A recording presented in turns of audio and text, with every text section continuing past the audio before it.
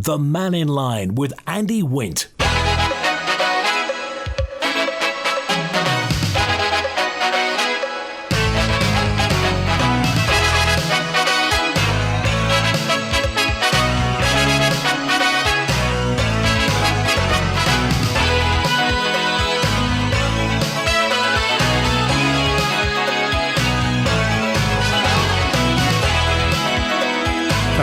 Good afternoon. We're on Mannin Line, open line today through till 1 o'clock. So call 66 13 68, text 166 177, WhatsApp the same number, or email studio@manxradio.com. The floor's yours. Get yourself on the air and tell the island what it is that you think.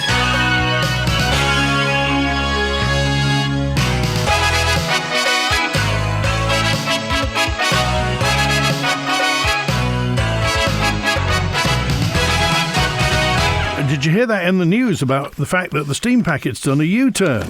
It's apparently it's all changed now, so that the child ratio is now all changed. The adult-to-child ratio for group bookings, apparently they've changed their mind. We'll get to that later. And also the budget was on yesterday. And Kate Law-Brennan's been talking about the net zero proposals. But anyway, the floor's yours. And Robert's first with us today. Hi, Robert. Hi, Robert. I was just saying, you seem to have forgotten your omega-3 and 6 oils. Is everything okay at the moment? Oh, everything's fine. No, that omega-3 is fine. I've never driven a car like an omega-3. They're fantastic. You've got me there. I'm not a car driver, but I respect you.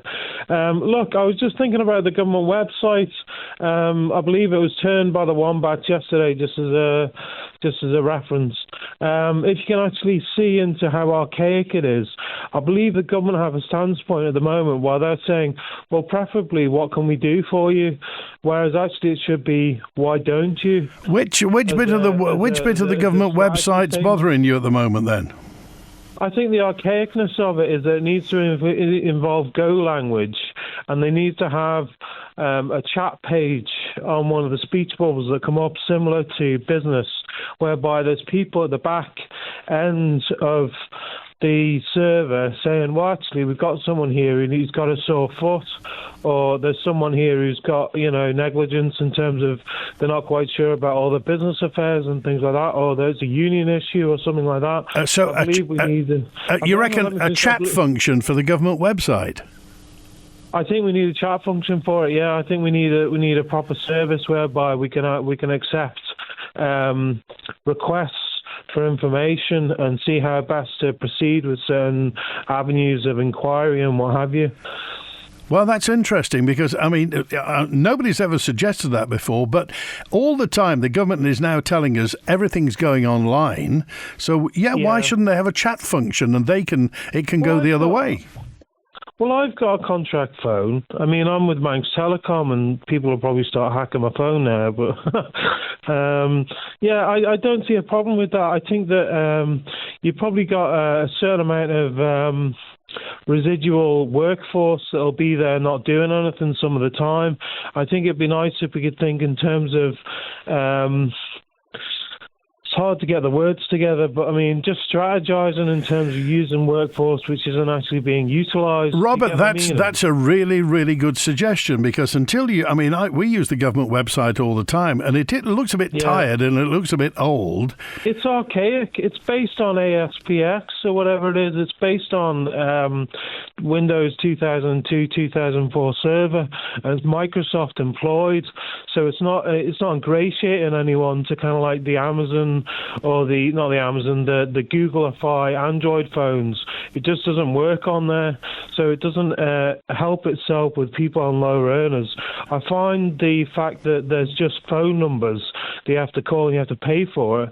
Now, whether or not the government would bend and actually have a free phone number for their switchboard is something that they need to think about and see whether how proprietary thinking they actually are, Robert, and whether or not it would help the situation. That's a really, really good point. A government free phone, and a chat function on the website. It's 685 at the moment. I think it should be a number which is helpful towards people and just help helps people to get to where you want to be. Because at the moment, it's a standoffish government. It's not something that complies well with people on low earners. It seems to be an affront to people who want to get up and go and do things like entrepreneurs and enterprises. And it seems to be something which is at odds with the Manx people. So I'm just putting that forward. I'm just saying that I think it's something that should be ingratiated and put into the notes. Appreciate it. Robert, thanks for calling today. Good on. Bye now. Good to hear from you. 12 minutes past 12. A government free phone number and a chat function on a new website. Well, the government website is, I mean, at best it's functional. It's hardly 21st century. Good point, Robert. This year's budget's going to make a difference to people on the Isle of Man and increase the money that you have in your pocket. So says Chief Minister Alfred Cannon, MHK, says the financial plan for the year ahead shows how committed the government is to helping people navigate economic uncertainty. This, Mr. President, is a budget for working families. This is a government that has consistently shown its commitment to working families, whether it's been equalising child benefit rates, whether it's been providing extra years early education. Time and time again, the Treasury and the Treasury Minister in this government has shown its commitment to our working families. I congratulate him on getting more money into working families' pockets and indeed more money into people's pockets generally across the economy, from single people through to our pensioners. We must have economic growth. We must look after our people, and these are positive steps forward that will help improve the outlook for people in this coming year as they tackle quite slow and weak economic conditions. And Mr. President, I say all this and welcome this budget and welcome the increases, tax cuts that will increase money in people's pockets, and the threshold increases to child benefit and the increases to child benefit, because it will make a difference for people and the outlook and the capabilities they have of dealing with the economy, and it will also help improve our economy. That's Mr. Cannon talking about the budget and exactly how it's going to work for you. Julian's on now. Hi, Julian. Hi, Andy. How you doing? Very well. What a filthy day it is, isn't it? Well, yeah, global boiling. We could do with a bit of global boiling at the minute. Yeah, I think, just quickly, with the budget, I think the single most important improvement was laid out by Kate Lord-Brennan. Get rid of net zero. It will make a massive difference. Where did that come from? Where did Kate Lord-Brennan suddenly pop up with that idea? I think she's seen the light. I think she's seen what America's doing. America, you know, they've been pouring huge amounts of money through that USAID system out to the world, and the reins are getting pulled on all these net zero ideas. So if they want to continue with it, and if Germany changes tack this coming week in the elections, well, that will be interesting. Just wanted to carry on from where Dewan was yesterday with the access zone bill. This is the protected spaces thing, isn't it? That's right, yeah. I noticed that Jason Morehouse is having a drop-in meeting about concerns over the Safe Access Zone Bill this Monday, the 24th, at St Mary's on the Harbour Church in Castletown, which is next to the big new heron statue, right on the bridge there, between 6 and 7:30 in the evening. So I think that might be interesting to attend. But talking about this access zone, and we've had a conversation the other day, I noticed something interesting looking back at the camera footage during the arrest of Isabel Vaughan Spruce and Adam Smith Connor, who were both silently praying and were arrested for doing that.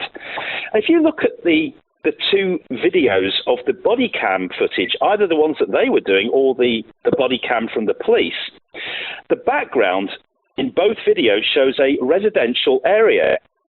So this brings a question to my mind for the Isle of Man Access Zone Bill. Why would anyone build an abortion clinic in a residential area where it will soon become common knowledge it's there?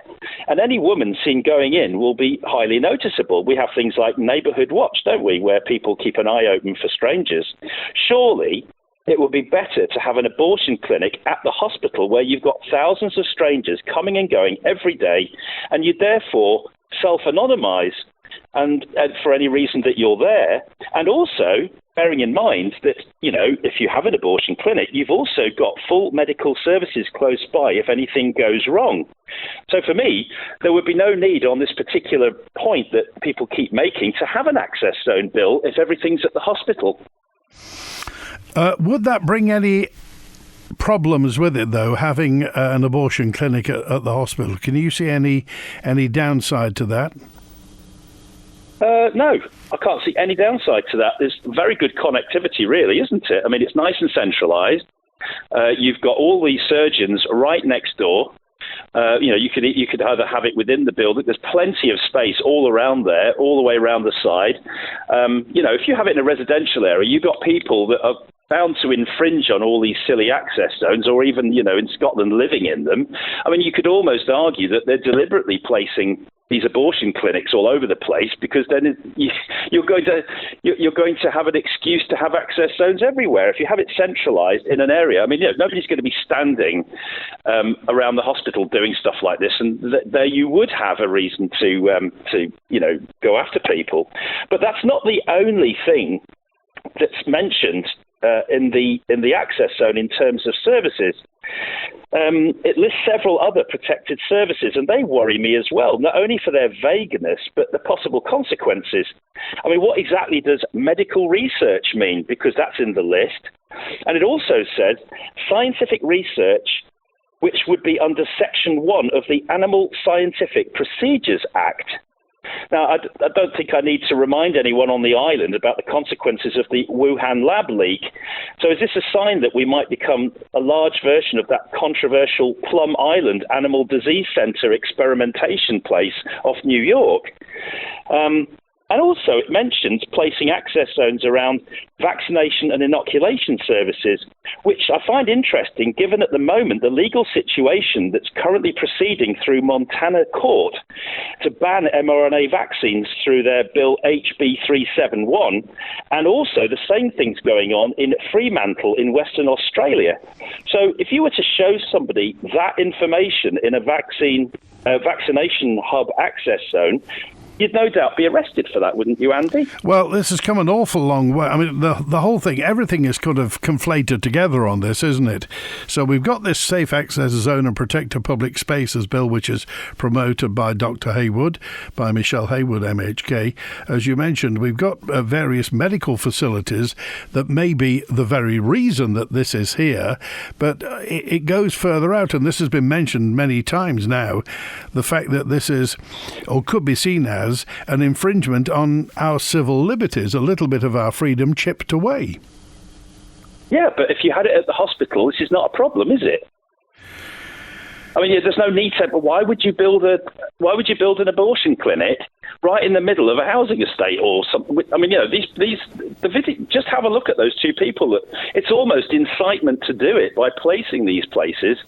Well, if you live on a housing estate, you notice when the stranger goes past. That's why we have neighbourhood watch areas.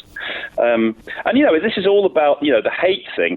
I just would like to mention a video on YouTube. 60 Minutes is a documentary program from America. If anyone goes and looks on YouTube for 60 Minutes and their latest video, Policing the Internet in Germany, that was very revealing, that video, showing the three people that are in charge of this are laughing about removing people's phones and saying that it's even worse than the fine. They seem to be relishing this prospect of arresting people for posting cartoons and all this type of thing. So this whole thing about access zones and hate speech, I think it's all part of the same thing, and I think it needs to be addressed because, of course, hate speech laws are being drafted currently at the moment, aren't they? So what do you think's at the back of all this? Control, it would appear. Oh, power. I mean, the old favourite, power. Well, as Chris Robertshaw said the other day, and Peter Murcott, and several other people have noticed now, when you look at that Protected Spaces Safe Access Zone bill, Part 3 does say that they have the ability to have it as big as they like. So it's not just 100 metres. It could be they don't even have a limit to it. It can be 3 years or longer if they want. And it can be anywhere they want. So it doesn't even, I mean, they're literally, and they're saying that they can extend the services. So in some ways, when they start listing things like scientific experimentation on animals and medical services, I mean, I think it was G, which said anything else. So they might as well have just put G because it kind of covers everything else. They basically want to have carte blanche to put safe access zones, I put safe in parentheses, anywhere on this island, and potentially the whole island. Okay. You know, I mean, if there's no limit to the size. Appreciate it. Julian, always good to hear from you. Thanks for calling today. Thanks, Andy. Cheers. It's 22 minutes past 12. Howard's with us now. Hi, Howard. Hi, Andy. It's funny, I've just come on the phone here now and I've listened to Julian, and it crossed my mind yesterday when this was being discussed. Was this particular bill, private member's bill as they call it, is it something that Dr. Haywood, Michelle Haywood, has picked up that has been a petition at Tynwald and been lying there because they cannot be introduced unless they have been picked up by an MHK? Now, I can't see, unless she has something further in her mind, this sounds very much like a petition that's been presented to Tynwald and it's been picked up. And it's very, well, I know Dr. Allenson, that's another personal member's bill. And where are these coming from?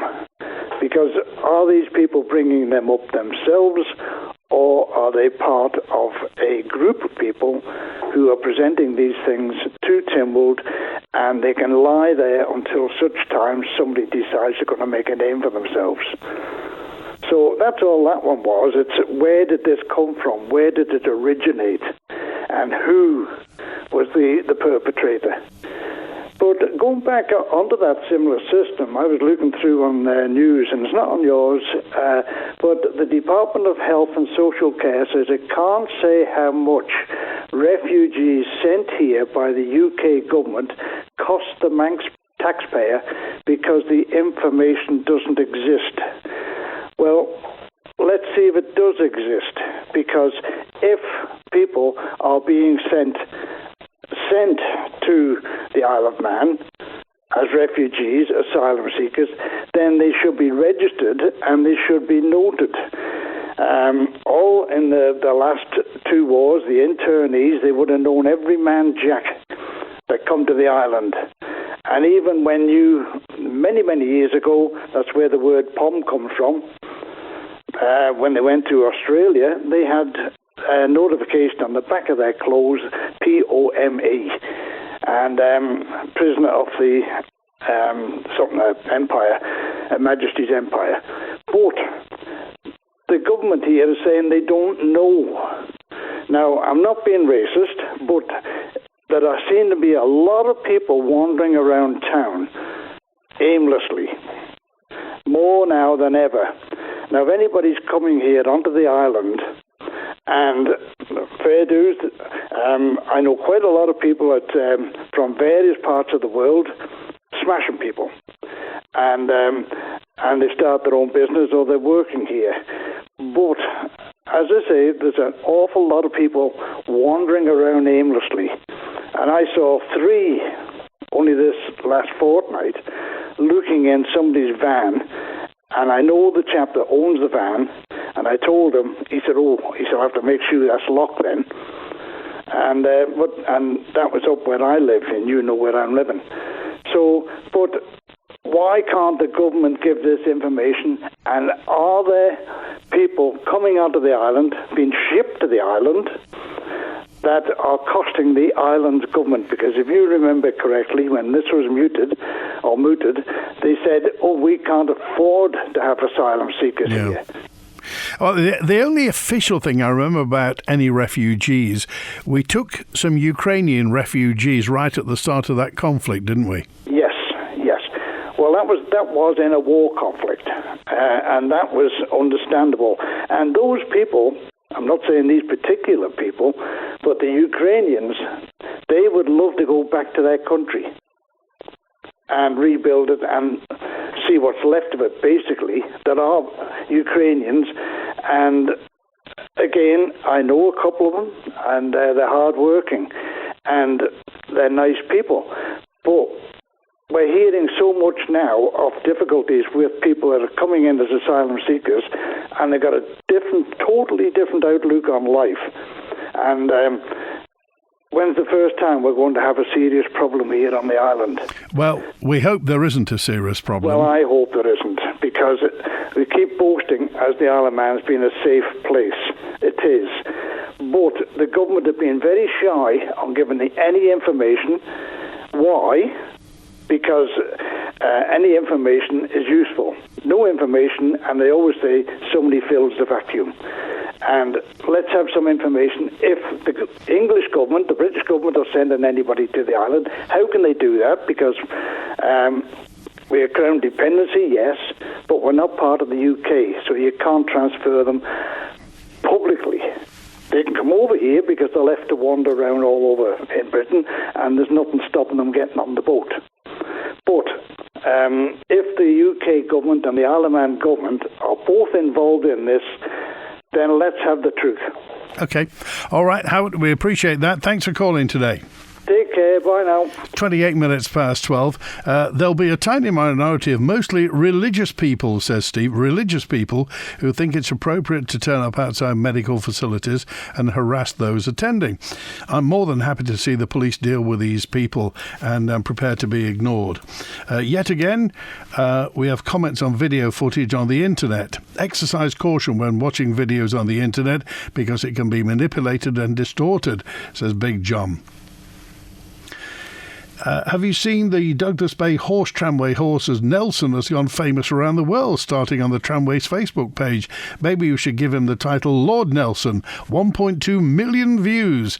Even the TT doesn't get these numbers. Regards, Bill. Thank you, Bill. Fantastic. I'd always be very cautious, by the way, about anything to do with views on the internet. Most of it's a load of complete rubbish. And always divide by 3 and add 3 months for any numbers you ever get for an internet reach. But point taken and well done. And while we're here, of course, the Isle of Man is the home of the halfway horse tram, and we wish Nelson well when they finally crank into action later on this year. Here at the radar capital of the world in Douglas, responding to former minister to today's budget. This is Kate Law-Brennan. You heard Julian talking about Kate Law-Brennan saying that the net zero Isle of Man is superfluous and should be abandoned. Glen Faber and Peel MHK Kate Law-Brennan held the role of cabinet minister up until late last year. So she's only been on the backbenches for a couple of months. She said that the system and structure of government needed updating, and the government should set parameters and reorient towards core priorities and essential services. This is Kate Law-Brennan. Have a listen. We cannot afford to budget for a system which is predicated upon reliance on reserves. If that is continually the case, it is telling us that we must change the system, set parameters and reorient towards core priorities and essential services. A cap on pay awards across the board should be announced by the Treasury to give all negotiating bodies across the public sector firm parameters. Procurement policy and practice must be reassessed to benefit local providers whilst giving taxpayer value. Marginal activity and pet initiatives, where they exist, and they do, must be challenged and phased out. Populist promotion of the day, dressed up as productive action and lettering, and yes, I'm thinking about Net Zero Isle of Man, needs to be recognised as being superfluous and abandoned. Busy work must be phased out in an effort to focus resources in the delivery of core services to and for the public, and we should be able to prioritise health and education and frontline delivery in that. Productivity, not activity, must be the watchword, and we need to reform financial incentives to make the economy more attractive. Kate Law-Brennan. Well, it's interesting. It's worth pointing out in the lead up to the 2021 general election, Kate Law-Brennan told Manx Radio that climate change was one of her priorities. She brought forward a motion to Tynwald to set a target of reducing the carbon emissions on the island by 45%. But now apparently wants to get rid of net zero Isle of Man. Would you consider leaving a gift in your will to Hospice Isle of Man? As a charity, we need to raise millions every year just to continue providing our services. Your support means that we can give our care to all those who need it, when they need it, completely free of charge. If you're considering making a will or adding a hospice donation to your will, please give us a call to find out more on 672222.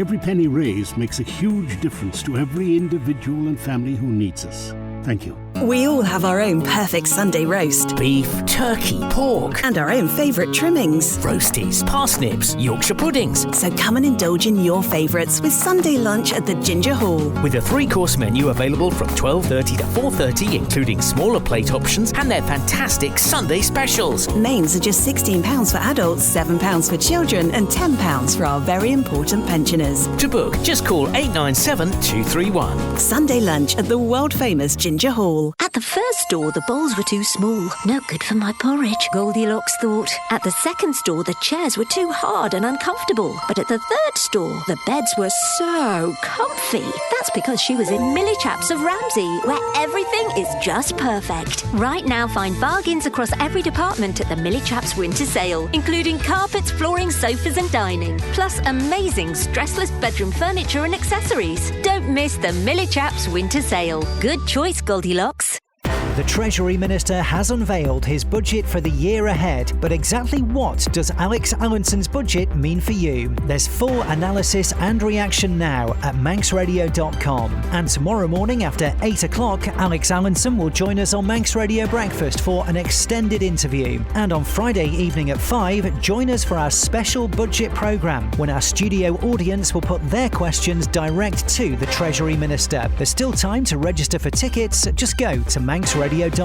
Manx Radio's budget coverage, brought to you by Crow Isle of Man. The Mannin Line with Andy Wint. 26 minutes before 1. Net zero was a fantasy, says 068.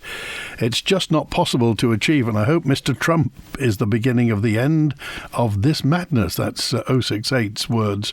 Kate Law Brennan, says 380, is quite rightly reading the room. People are sick to the back teeth of this net zero nonsense. Again, 380's word. I notice when you drive down Broadway, you have the right of way when the traffic lights show green. But when you come from the sea terminal, you have the right of way at that point. Then for good measure, they put in a zebra crossing a couple of metres away. Couldn't make it up, says Frank. Just to reaffirm the point, the food bank has a free phone number to deal with stuff. So why isn't the government? Robert with the questions. Why? Good point. 817. Why doesn't the government have a free phone number? And how can Alf Cannon, this is D, how can Alf Cannon say the budget is helping everyone in society when the vast majority of those who are the sickest and most vulnerable only got 2.2% increase in benefit? But incredibly, those who are most in need and are the sickest and incapacitated or have a long-term incapacity were given a disgraceful 1.7% increase. So how does the Chief Minister and Treasury Minister say they're helping everybody when the most vulnerable are being treated in this way? Boris tells me the gargoyles from Park Road School are at a big house in Groudle. Is that true? It's not a perfect world, says this correspondent, Roy B.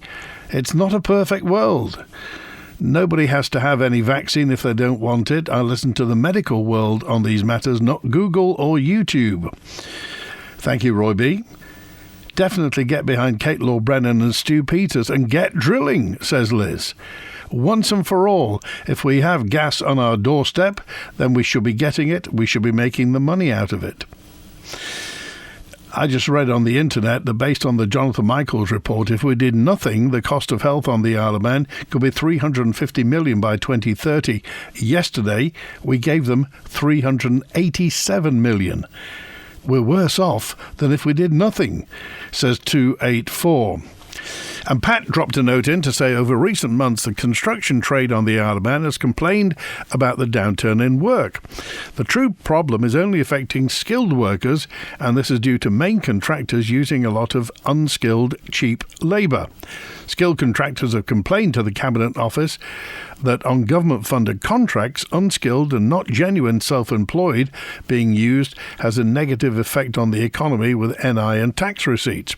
The Cabinet's response is that they don't have the resources or the power to police that their own legislation on employment is being followed. So what are we paying civil servants for if they don't react to this abuse, says Pat. And quite a lot of messages on that particular subject, so it seems to be prevalent. I'm at a loss for words, says Stuart. I've just seen 3 independent tree-cutting companies trimming and cutting back tree branches on the public highway. I think we need to go back to basics and bring back the double-decker bus that used to limb trees that were employed directly by the government and did a fantastic job. All in all, our current administration lacks common sense, and the lack of experience at management level is dismaying, says Stuart. Thank you, Stuart, for that message. Whereabouts is that? Whereabouts are contractors cutting back trees?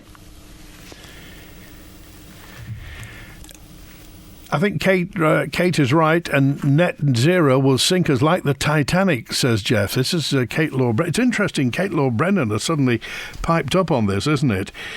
Because she brought forward a motion to Tynwald to set a target of reducing the Isle of Man's carbon emissions by 45% by 2035. In December, Tynwald voted to recognise the role that the net zero targets play in strengthening the Manx economy, having overturned a motion from Middle MHK Stu Peters for the government to urgently revisit its net zero targets and budgets. Kate Law Brennan, speaking at the time, said she believed Mr Peters' original motion was completely reasonable. Now, have you got any thoughts on this? Is this the beginning of the end? Is it a crack in the wall? What is it? Why do you think Kate Law Brennan has done this and brought this up about the fact that net zero Isle of Man is superfluous and should be abandoned? And do you agree? Just going back to the budget, I just wanted to bring you the news about Manx Care. And the Health Minister says we won't see further cuts within Manx Care this year, but rather a change in the way services are provided. If you're telling me that's just words, well, so Health Minister Claire Christian says we won't see cuts, we'll have a change in the way services are provided. The body's been allocated $357.5 million with a $14 million contingency pot. So possibly $369.5 million. Tynwald members are due to have a general debate next month on Manx Care's operating plan and mandate for the year ahead. Claire Christian MHK says the body won't be bringing forward any new service developments unless it gets the funding first. So next month we are going to be talking about the mandate and the operating plan, so we'll be going into that far more detail. But what I can just give you as an overview of that is so that we're going to be driving productivity and efficiency to seek and maintain the 24-25 levels of elective activity, which I think is really important to reassure people. We're going to be redirecting budget towards care in the community, Phil, and that for me is something that's been really important since I've been in post, and reassuring people alongside safeguarding urgent and emergency and cancer services. We also won't be bringing forward any new service developments next year unless we get funding for that. So we're really sort of giving it a real good platform to manage our finances, or Manx Care to manage their finances. So effectively, you are at least going to provide the same level of service as we've had this year. Yeah, I mean, obviously, we're going to be looking at making sure that it's safe. That's absolutely paramount. But yeah, it's really important that we'll go through that level of detail. The previous health minister himself, indicated in his speech last year that there are developments, changes to services, and I think that's, it's interesting that he's using languages such as cuts, whereas in his own speech he used the language which I'm using, and just to quote him, the landscape of healthcare is ever evolving. We must be prepared to meet the changing needs of our population, and this requires a willingness to embrace innovation, explore new models of care of delivery, and collaborate across disciplines and sectors. sectors. So even he was identifying new models of care and delivery to be more efficient in his own speech last year. So effectively, we can expect changes to health services, but we're not going to see services cut. Exactly, it's the change in the way that a service is provided, and obviously we're really making sure. For me personally, it's thinking about that patient and thinking about their needs, but we obviously have to think about the taxpayers' money at the same time. So it's balancing that. And I'm not saying my job is an easy job. It's a really difficult challenge we've got here, Phil. But I'm going to absolutely give this my best over this coming year. Claire Christian, MHK, the Minister, Health and Social Care. And that's where we are. More money, but a different way of working. If you've got any thoughts on this, Kate Law-Brennan's got it absolutely spot on. Says WhatsApp 101. Net zero is a massive con and costing the Isle of Man dearly. She's seen the light and there's no shame in admitting you got it wrong and changing your opinion, which is what she's done.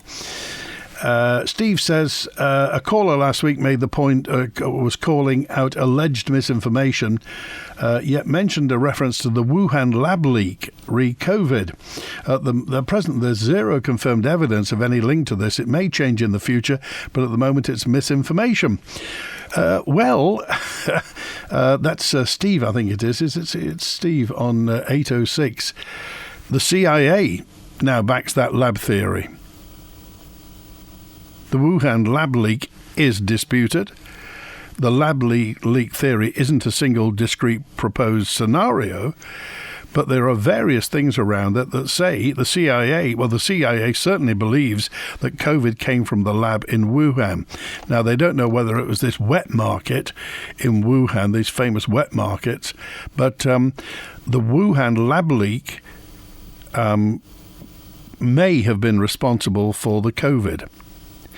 In fact, the UK ministers were set to back the COVID leak theory, following growing international consensus that it came from the Wuhan lab. That's the state of play at the moment. Kate Law-Brennan's very clever, says Malcolm. Too much money's been wasted on net zero. It's a carbon con. Abandon the idea, she says. In future, stick the money in healthcare. Yes, different budget though, but we appreciate your point.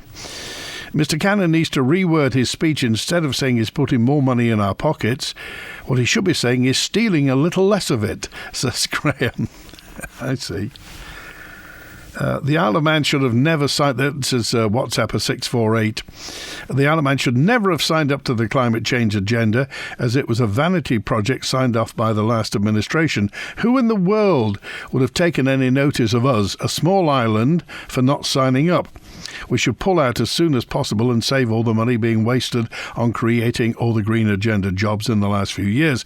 The financial savings could be used to support health services, education, what have you. Withdrawing from the climate change would only be an embarrassment to the elected government and no embarrassment to the Manx people in general. Why has it taken so long for an MHK to speak out? Well, it hasn't taken that long because Stu Peters has been saying it all along. Often a voice in the wilderness. Kate Law-Brennan has now said something. And I appreciate 648, that's the point. But would it be embarrassing? I mean, on the global stage, it could get reported. Lots of news media love anything like that. The fact that the Isle of Man will be... The fact that we make absolutely no difference to the world emissions is neither here nor there. We are seen to be doing something. And if suddenly we face the other way and do something else, that could get reported. It could get embarrassing for the Isle of Man. I mean, maybe, as you say, the Manx people couldn't care less, or maybe they could. But it could get reported. Did you get my point? Wilf's with us now. Hi, Wilf. Hi. I'm just sitting back in my chair here listening to this lot, and I was just laughing to myself and thinking...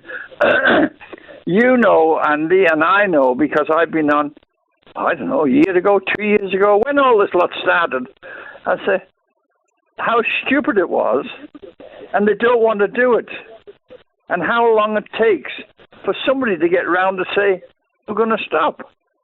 It's crazy, isn't it? They don't listen to me. And I told them not to do it in the first place. I told them to go drilling holes and down into the thing to see would they get any heat from there. And here they are, we're talking now about knocking it on the head. So you think this geothermal thing would work then, drilling holes into the rock? Well, I don't know whether it work or not, but it's an idea that might work. And what they're doing will not work. Windmills and all the rest of it and all that sort of. But I've been against that since the word go. You know that, Andy, because I've been on that long. My bloody tongue is wore out talking about it. Well, I have to say, you've been very consistent on it, Wilf. That's the one, yeah, consistent. And I'll never alter, because I'm a stubborn bugger, you see. So I'll never alter. So you think Kate Law-Brennan's right then when she says we should just throw this out, this net zero project? Of course she's right. But how did it take us so long to get to that stage? Or anybody to get to that stage in government? It should never have been started, let alone stopped. It's crazy. And well, there again, forget that. How long is it going to take them to stop and taking gravel off the beach? That's another one, you see? How long is that going to happen? All right, okay. All right, well, thanks for calling today. Right. Cheers now. 13 minutes to 1. Winter. It's a time for darker nights and colder weather. But don't let your savings freeze. Watch them flourish at the Guernsey Bank, Skipton International. Skipton offers a great range of savings accounts, from fixed term to notice and easy access, providing some of the best rates around, making sure you have a brighter winter. For details of all Skipton savings products, call 01481 730 730 or visit skiptoninternational.com. Skipton International is licensed to take deposits by the GFSC and is a participant in the Guernsey Banking Deposit Compensation Scheme. See dcs.gg. There's monkeys and meerkats, penguins galore. You can meet with a panda, owls, lemurs and more. It's half term and the Carax Wildlife Park is open every day. So book your tickets and experiences online now at caraxwildlifepark.im. With Ellen Vannin Fuels, home heating oil is made easy. With our free smart monitoring system, you'll never run out or have to think about ordering. Our online accounts and easy payment plans make it really simple to manage. Ellen Vannin Fuels can even help with new tanks, boilers and servicing. Combine all that with reliable, efficient deliveries and we've got it covered. Just call us on 844000. Ellen Vannin Fuels, making life easier. Celebrate the Snug being 15 this year and save hundreds of pounds with 15% off the supply and installation of solid fuel stoves. Sale ends 28th of February. Visit the Snugs Ramsey showroom 6 days a week or call 818187. The Mannin Line with Andy Wint. 11 minutes to 1. Important news. A week next Tuesday is Pancake Day. It's Shrove Tuesday, Tuesday, March the 4th. So remember, Pancake Day is when the MLC's elections take place for Ledgeco. 4 places are available in Ledgeco at the moment.